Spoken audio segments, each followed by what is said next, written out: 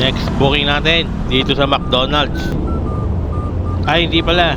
Naki-park lang pala ako. May bayad kasi yung parking nila dito.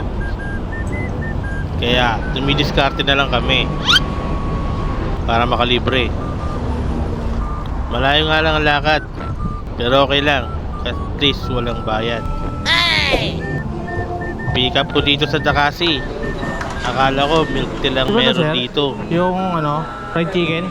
Assemble na lang, sir. At stop. Okay. 993. Ah, 993. May fried chicken din pala sila dito. Ayos, na-pick up ko na.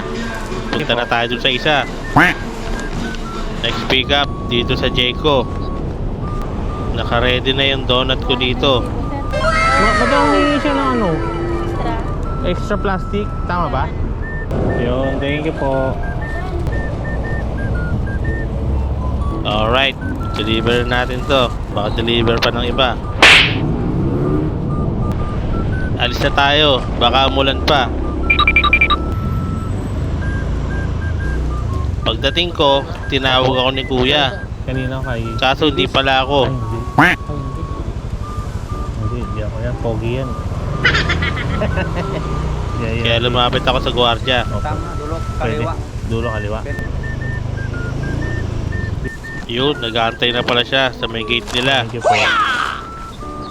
Eto, naamoy ko. May tip siguro dito. Kasi may request siya kanina. Malay mo, galante pala.